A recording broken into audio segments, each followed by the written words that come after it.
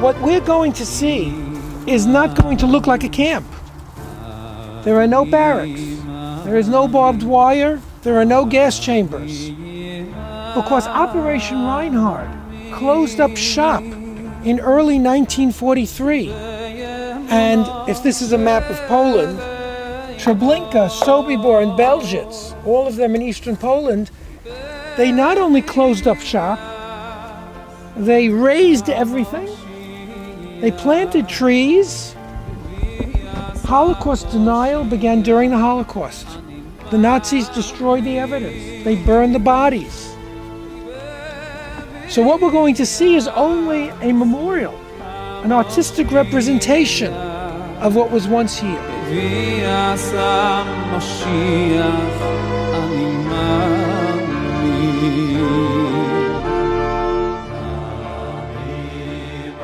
Before the war, as the clouds of darkness were coming over Poland, the Majitzer Rebbe was one of the few who had the foresight to leave, and he escaped to Vilna and eventually to Russia, Shanghai, came to America in 1941. But most of his Hasidim did not make it through the war, including Rebbe Israel David, whose voice was very famous and his compositions were very famous of Majitzer Nigunim.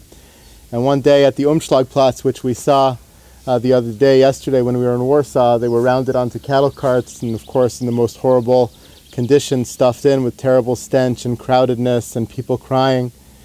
And in the midst of their train ride down these tracks here to Treblinka, in an effort to clinch and hold on to any vestige of life they could, an old man knew Rebbe Israel David, and he says to him, "Can you remind me of the Majitzer Nigun that the Rebbe used to sing for Mare Cohen on Yom Kippur?" He asked him to sing it, just to be able to cling to any piece of life.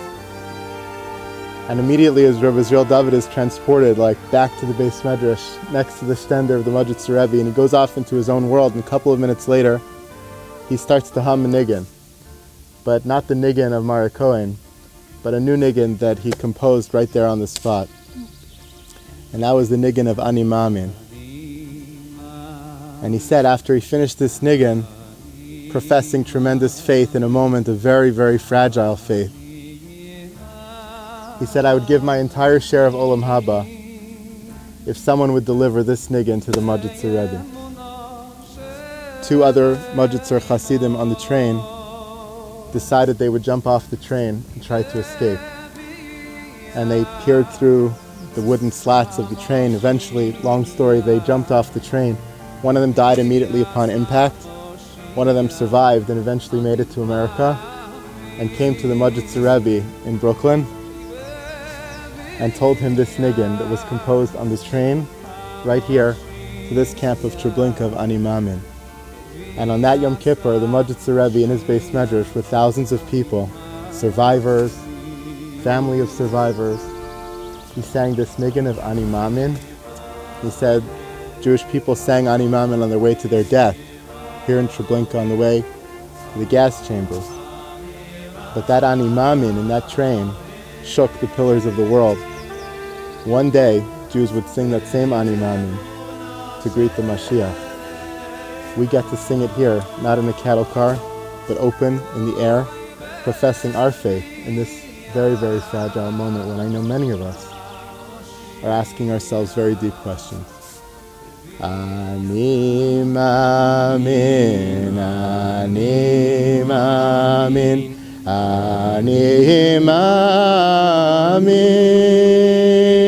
ve'emunah shelema, ve'biat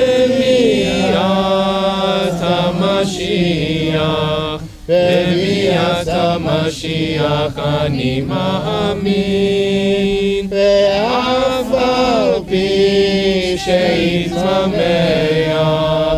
im kol zeh Ani Maamin. As we take the next steps, ask everybody to take the first few steps just in silence. Think about that cattle car. Think about that nigun. Thinking about how it reaches Shemayim and imagining ourselves singing it as we greet the Mashiach, hopefully very soon in our day. We have accurate maps of Treblinka because there was a revolt here, and about 100 of those who escaped survived the war. There's a scale model in Kibbutz Lochamei Getaot. You can find maps if you look online. Unlike Belzhitz, there were revolts in Treblinka and in Sobibor. So there were survivors of workers from the camp, Jewish slave laborers who worked in the camp. Not so in Belzhitz. In Belzhitz there was no revolt. We know of 2 people who survived Belzhitz. One of them wrote a short booklet. But there had to be an archaeological dig in the 1990s to figure out exactly where were the gas chambers, where were the barracks for the workers. We didn't know. Belzhitz is a place where the Nazis not only murdered about 500,000 Jews, mostly the Jews of Galicia, but Belzhitz is also a place where the Nazis destroyed the evidence and the memory. This is what Emanuel Ringelblum was deathly afraid of. He was deathly afraid that there'd be nobody left to tell the story, and so he wanted to record everything and bury it so that future generations would know. And he succeeded. Those tens of thousands of documents are such a rich history, in addition to the survivors of the ghetto.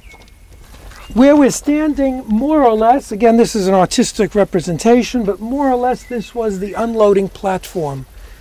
The train would come in, usually about 10 cars, usually about anywhere from 5,000 to 7,000 Jews packed into those cars, and they would be unloaded here.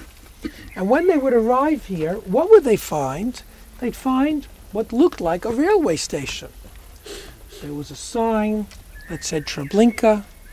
There were arrows pointing to Bialystok, to Warsaw, with the distances. They saw there were flower beds around the station. By the way, the station was painted on a daily basis, freshly painted by the slave laborers here. They saw a restaurant. And when they got off the train, they were told the following. You're on your way to be resettled in the east, right? But before you get to those labor camps, we have to disinfect everybody. Because of the threat of disease, because of the threat of lice, everybody goes through a disinfection process. And so this was portrayed as a way station on the way to being resettled in the east in order to be deloused and disinfected. Of course, if you're going to ask people to strip naked and go to showers, it's totally logical to separate men and women. 17 and 18 are the undressing rooms for women and men. Okay? So they're, again, turning it around. They're sent here into separate barracks. They're undressed. They are usually given receipts for their luggage, which they're told they'll be able to get when they finish the process. It's all about deception. All about deception. The men are taken first. Why would the men be taken first? Because if you take the women first, and there are screams or whatever, then the men are more likely to resist. So they take the men first. And they take the men through what's called der Schloch. Der Schloch is the tube in German. And it's a path that's a few meters wide, let's say about this wide, maybe a little bit more, enough for a few people, let's say 3 or 4 people, the width of 3 or 4 people. On either side is barbed wire, and it's also covered with branches and shrubbery, etc. So you can't see outside, and it's this high. So you can't see anywhere except in front of you. And then you notice there's a curve. So this whole distance, you don't know what's in front of you till you turn the corner. And when you turn the corner, it says bathhouse, which of course makes total sense. Usually, not always, but usually, the victims from this point on are being whipped, beaten, There are dogs barking. They're forced to do this very quickly. The Nazis don't want to give the victims too much time to think. Everything is done at a rush, and often very brutally. And here they come to the gas chambers. And as you could see, there are multiple gas chambers. The gas chambers here are relatively primitive. In Birkenau, we'll see much more sophisticated gas chambers. The gas chambers here are run by carbon monoxide from captured Soviet tank engines. The Jews enter on one end, and on the other end is a door, so that after they're asphyxiated, the Jewish slave laborers come to the back, ventilate the gas chamber, and then take the bodies and burn them. That was the process. The whole process from unloading until the 5 or 6 or 7,000 Jews are murdered could take as little as an hour and a half. The burning of the bodies takes longer. The Jews begin to plan the revolt after hearing about the Warsaw Ghetto Revolt. They also see that the number of trains coming is slowing down. And they understand that if the number of trains slow down, A, they don't get any of the food, and B, that eventually they're not needed and they'll be killed. So again, revolt is more likely to take place when you know you're going to be killed. When you think you have a chance of survival, it's almost ridiculous to try to attack a guard who has a gun. But when you know you're going to die, that's when you say, you know what, I have nothing to lose. And so they begin to plan. They planned for a few months the uprising. And they planned that it would take place at 4:30 in the afternoon, which would give them enough daylight time in the summer to escape to the forest. But then with the approach of night, it would be harder for the Germans to catch them. They also had a locksmith. One of, again, the Jews who are working here, they're electricians, they're plumbers, they're locksmiths, they're running the camp, they're maintaining the camp. So they had a locksmith, and the locksmith had the key to the gun closet of the Germans. They also had an electrician who was supposed to cut the wires, the telephone wires, so that the Germans wouldn't be able to ask for help once the revolt would start.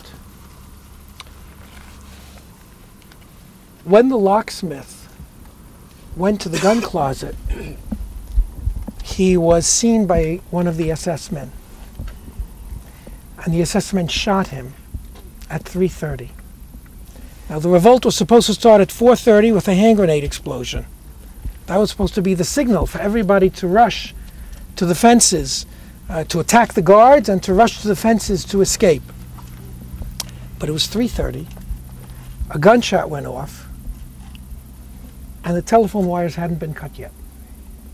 Because you couldn't cut them too far in advance, because then the Germans would suspect something's going on. So that's how the revolt started. About 500 people managed to escape. 500 Jewish slave laborers managed to escape. Many of them were caught by the Germans and killed within a day or two.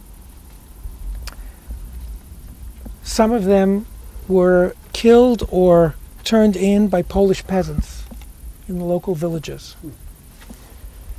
About 100 managed to survive the war. Every one of them was helped by Polish peasants. So I've told you two contradictory things, and they're both true. Many of those who escaped were murdered or informed upon, handed over by Polish peasants.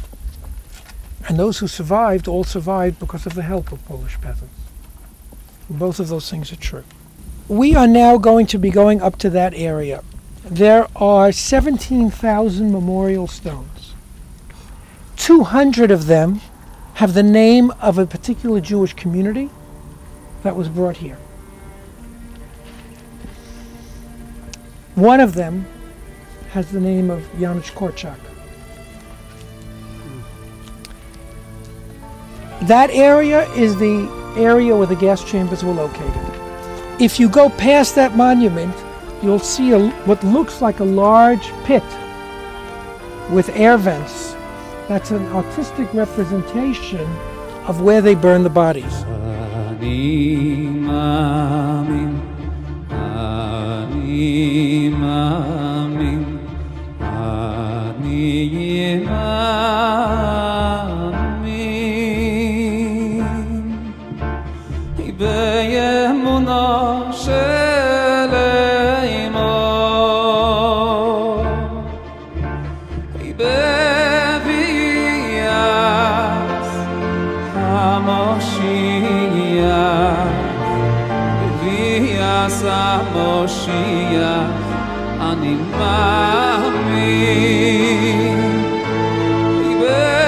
בביאת המשיח, בביאת המשיח אני מאמין.